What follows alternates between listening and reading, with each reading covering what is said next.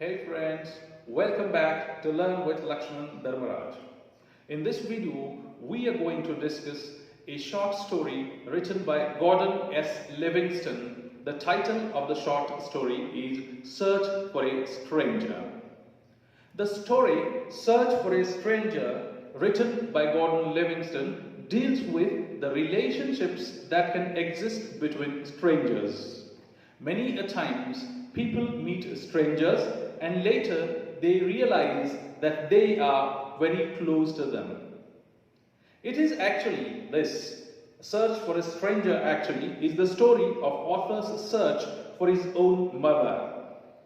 He feels that his mother is a stranger since he was adopted and did not know the truth of dual identity until he was 38 years old. Search for a Stranger is an interesting story because it begins with author telling us about an emotional event that happened in the summer of that year.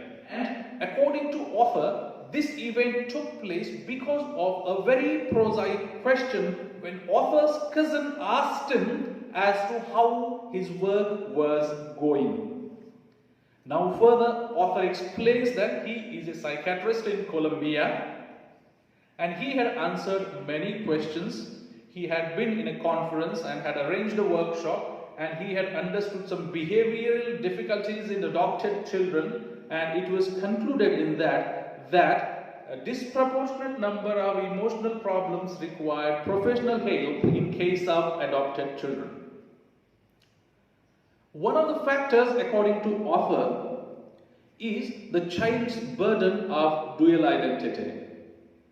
According to author, the secrecy around the process of adoption should not be there. It creates a kind of emotional problem for the kid. Because if the child comes to know about the process of adoption from someone else rather than his parents, it can be an emotional damage for the kid, according to the author.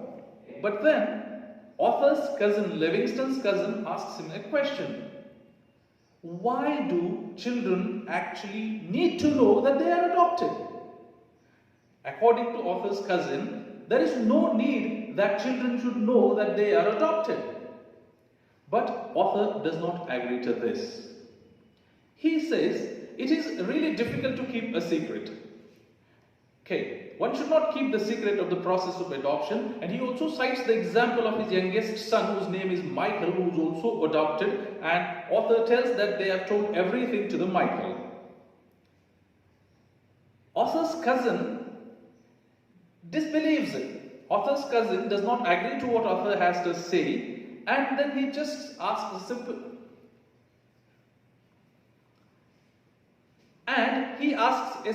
and straightforward question to the author. The question is, what if you yourself were adopted? The question author's cousin asks is, what if you yourself were adopted? That is the question. And author promptly replies that he would search for his natural parents. Author's prompt replies that he would search for his natural parents. He didn't expect anything in return from his cousin, but surprisingly, to the shock of the author's cousin says, then start looking, or then start searching for your parents. Livingston feels that it is some sort of joke, but finally, it is revealed to him that it is not a joke and he has to search for his natural parents because he himself was adopted. That is what his cousin tells him. Author says, when I came to know about this, all the beliefs and facts about myself that I had taken for granted, I considered that I am this and that, all was stripped away all of a sudden. And he was feeling alienated. He was asking a question, wasn't I Scottish Irish? Am I not Scottish Irish? If not, what is my nationality then?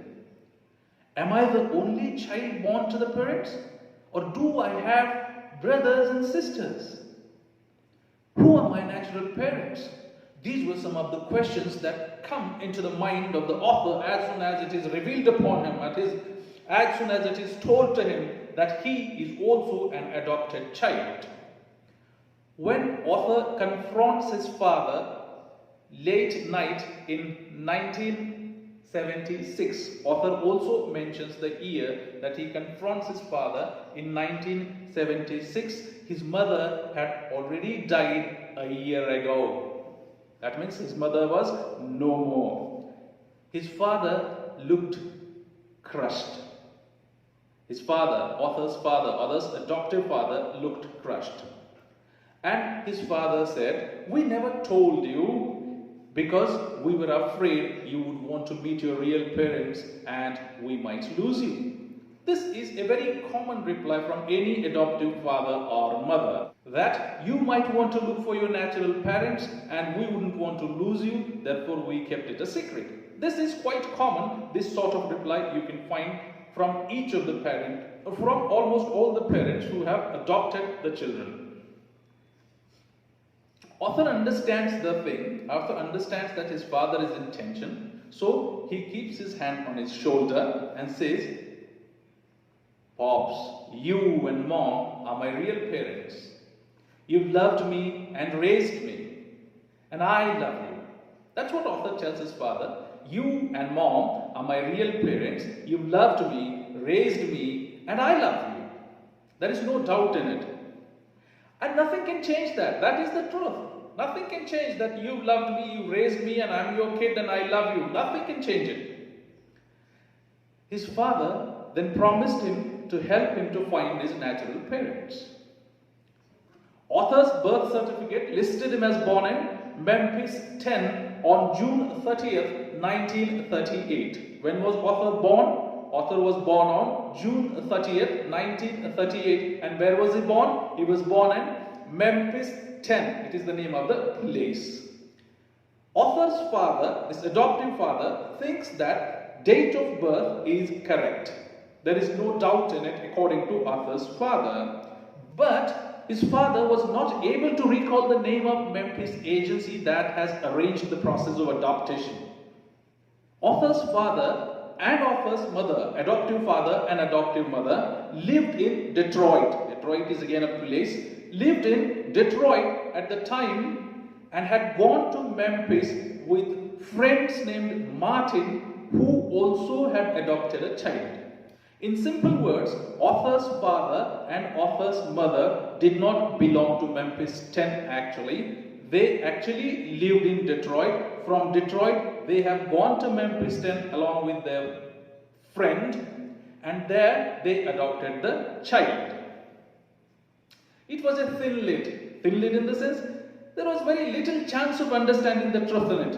It was a thin lead. But after a dozen phone calls, I traced Martins to California. But after a dozen phone calls, author then started telephoning. He telephoned at least for 12 people, and then he realized, he came to know that Martins were in California, and learned from the agency that there was Tennessee Children's Home Society. When author found Martins, found in the sense when author traced Martins, and where were Martins now? Martins were now in California. So author asked them, and Martins told the name of the agency to author. What was the name of the agency that had arranged the adoption of author? The name of the agency, as told by Martins to author, was Tennessee Children's Home Society. The name of the agency was Tennessee Children's Home Society. Now, there was no phone listing for such an agency. Now, author tried to find for this agency, but there was no phone listing this agency. So, author wrote to the Tennessee Department of Public Welfare. What did author do? Author wrote a letter to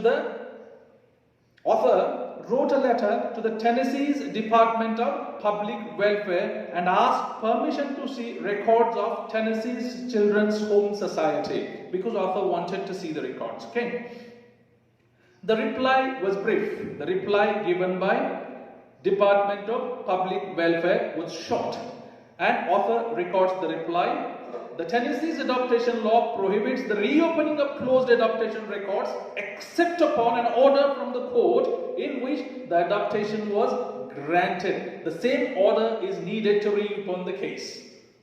Okay. Then author tells that he arranged with his colleagues to care for his patient. As he is a doctor, when he is going away, he has to arrange for his patient. So he arranged with his colleagues to care for his patients during his absence, and then he drove to Laurel MD Airport, where he hangared his single-engine Cessna airplane. That means author had his own airplane. The name of the airplane is single-engine Cessna airplane. It is a particular kind of airplane. It is smaller in size and it is owned by people themselves.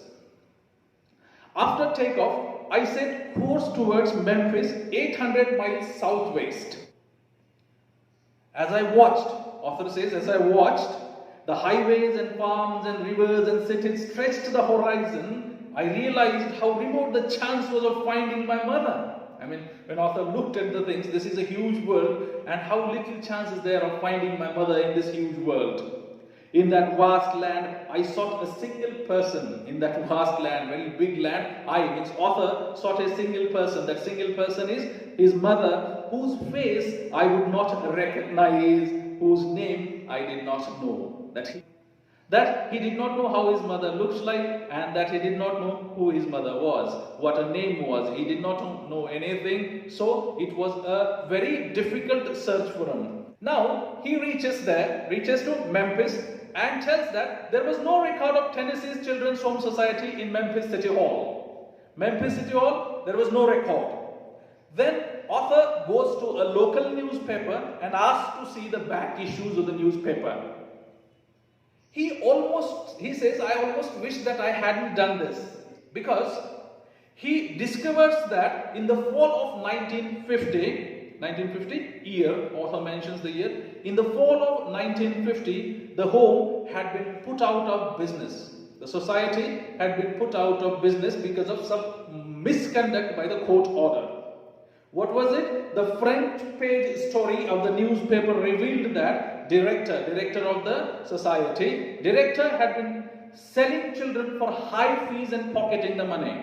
Why was it closed? It was closed by court order because director had been selling the children and pocketing money. That was the reason. She had marketed the babies of unwed mother, prostitutes, and mental patients. Director had done this. I stared, author says. Now, author tells, I stared hard at the newspaper because he feels, or he asks a question to himself, which of these categories I belong to? Which of these categories I belong to? That means whether I am a son of an unwed mother, or a prostitute, or a mental patient. He was trying to search for his own identity. The next day, he arranges a local lawyer to help him in the search. 24 hours later, the lawyer telephones the author, tells him that he has found him in the Bureau of Vital Statistics. Author's lawyer finds author's name in the Bureau of Vital Statistics. And he also tells author that his birth name was Donald Alfred Cardell. What was author's birth name? Author's birth name was Donald Alfred Cardell. The sealed records are in Memphis courthouse. The lawyer tells the author that sealed records are in Memphis courthouse. We can try to get a look at them tomorrow. We can try to get a look at the records tomorrow. The next morning, they had a stroke of luck. Author's lawyer knew someone in the court and speaks to the person, and person hands over an envelope to them. Author removes the legal documents and looks at it. It was an adoption decree headed by Probate Court of Shelby County. It was an adoption decree headed by Probate Court of Shelby County on 17th day of August in 1940. In 1940, his mother's name was Anne Simmons Cardell. What was author's mother's name? Author's mother's name was Anne Simmons Cardle, nothing about his father was mentioned in it. The document stated, it was written in the document. What was written? The child is destitute and helpless. What was written in the document? The child is destitute and helpless, that the father had abandoned the child. Author says this could only mean that he was illegitimate. There was no other meaning out of it. He feels a rush of sympathy for the unwanted child of so many years ago. So many years ago, that was an unwanted child of so many years ago, and author feels sympathy for that child. I'd like a copy of my adoption decree, I said to the lawyer. Author says to his lawyer that he wants to have a copy of his adoption decree. The clerk immediately snatches the letter from his hand and says that only judge can give you the copy of these things. Only judge can show you. But author has already seen enough, because he has already come to know about the things. Lawyer makes several rounds to the hospitals and finally finds his mother's admission and comes to know that she was a schoolmaster from Mississippi. She was a schoolmaster from Mississippi. Again, author was flying, heading towards Jackson. Jackson is the capital of Mississippi. Heading towards Jackson, the capital of Mississippi. When he lands, he hires a car and asks directions to the Department of Education. But though he was given complete access to the files, at the end of the day, he was unable to find anything. As he was about to leave, he notices an old file case marked academic record. He opens it and finds that it was written Anne Simmons Cardle on it. On that file, it was written Anne Simmons Cardle. It revealed that his mother had received a master's degree in education in 1952 and gave the name of the college where she had earned it. From phone booth, he called the college's alumni office and asked Anne Cardle's address. They tell author that the last correspondence from their office to Anne Cardle was some 10 years ago from Natchez. Where? From Natchez. They have spoken to his mother 10 years ago in Natchez, and they also add that she may be deceased. Back at the airport again, because author is in a hurry to meet his mother. Somehow he wants to find his mother and see her. Back at the airport, he takes off to Natchez. The phone book at Natchez airport showed 6 Carter. At the airport of Natchez, he takes the telephone directory and tries to find out the name of his mother, that is Anne Cardle Simmons. In this phone book, he finds that there were 6 Cardles and none of them was Anne. He finds that there are 6 Cardles and none of them is Anne. The first one listed, the name that was written first, the first name that was written of Cardle was Alfred Cardle Jr. Author calls Alfred Cardle Jr. and says, my mother knew an Anne Cardle back in the college. I promised her that if I ever came to Natchez, I'd look her up. Did you ever know an Anne Cardle? Alfred Cardle replies, she's my aunt.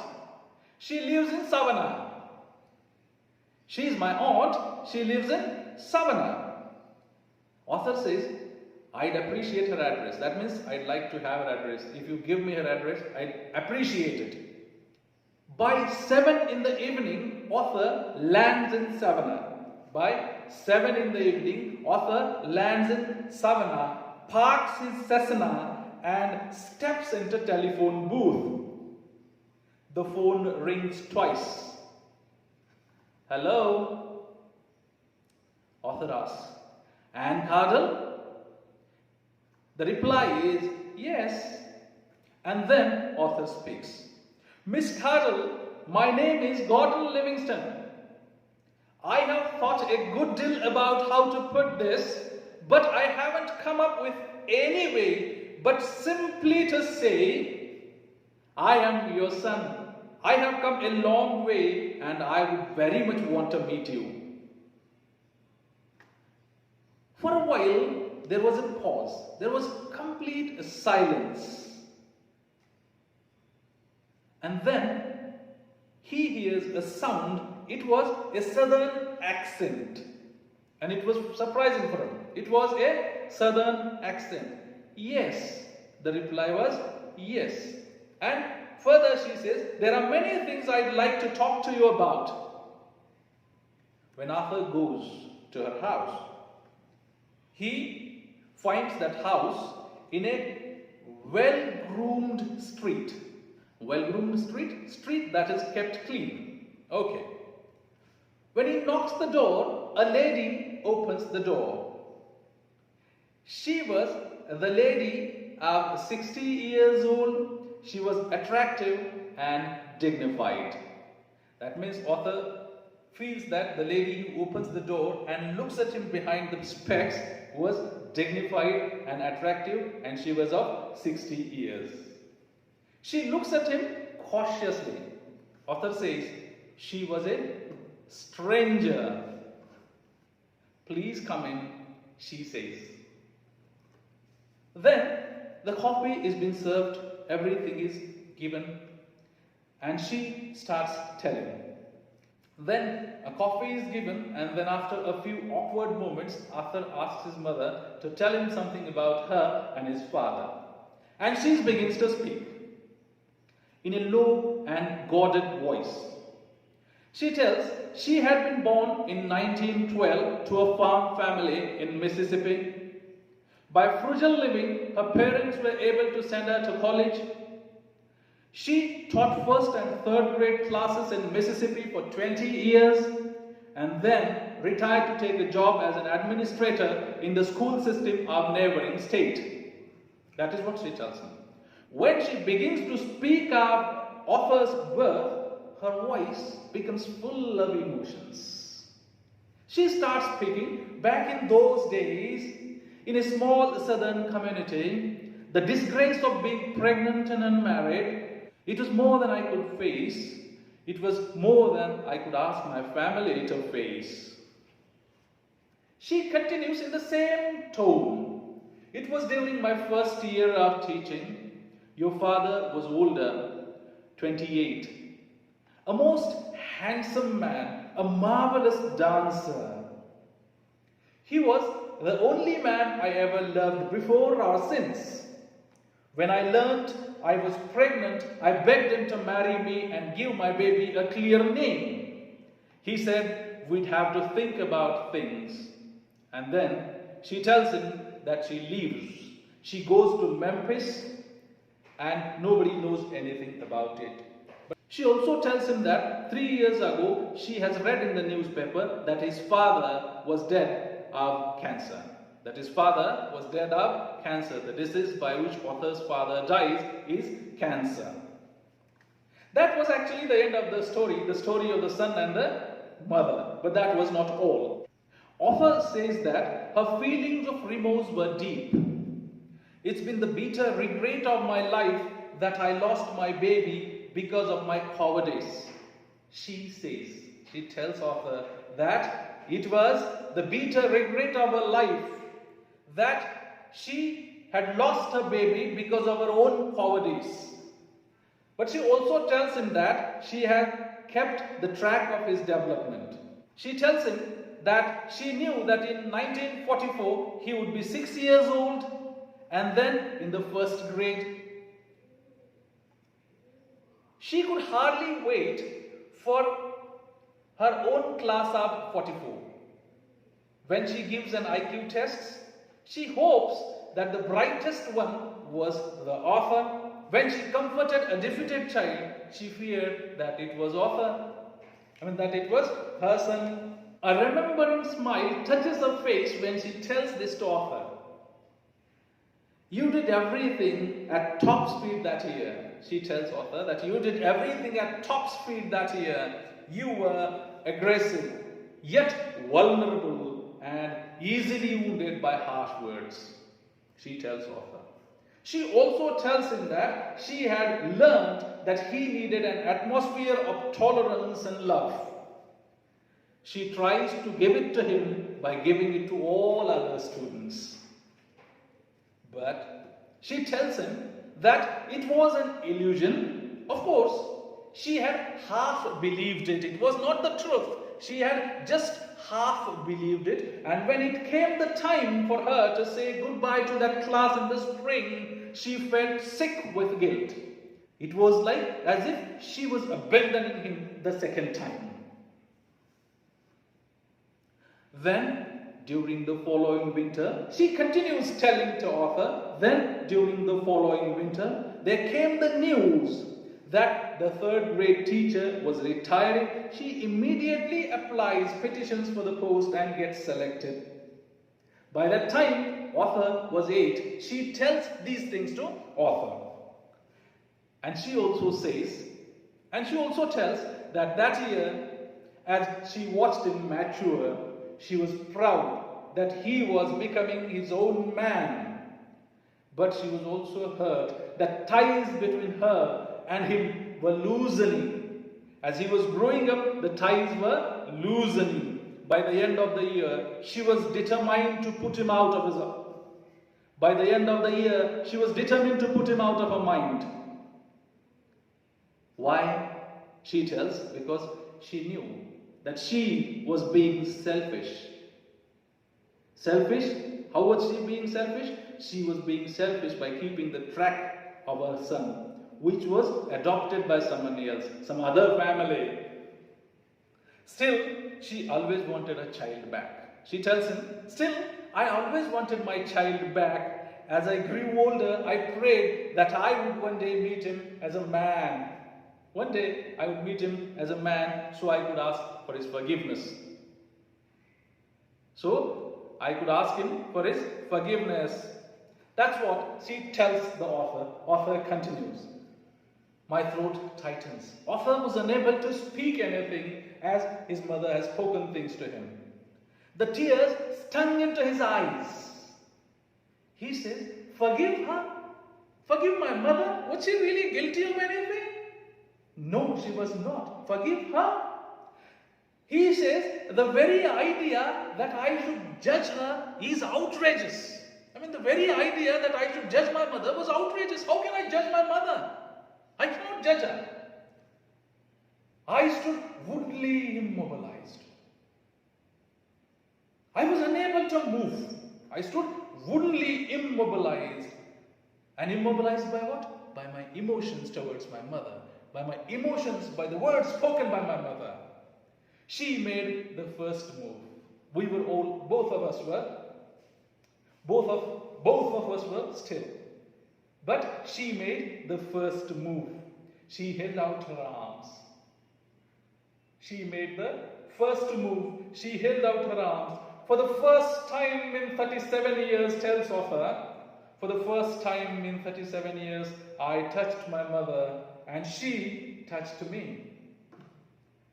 Here, the short story ends. The end of the short story is quite emotional and touching. As it is emotional and touching, it also seems that it is a realistic short story. There are elements of reality in it. Plenty of elements are there which make it a story.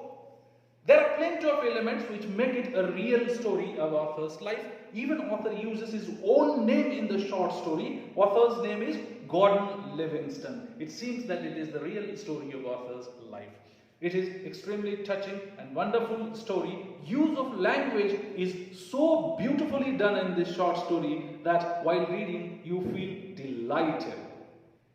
There are plenty of things that we can talk about in this short story, but I think for the time being we should stop and hope that you have understood this short story and also liked the explanation. If you have liked the explanation, please hit the like button, share this video with your friends, and do not forget to subscribe to the channel if you are new to it.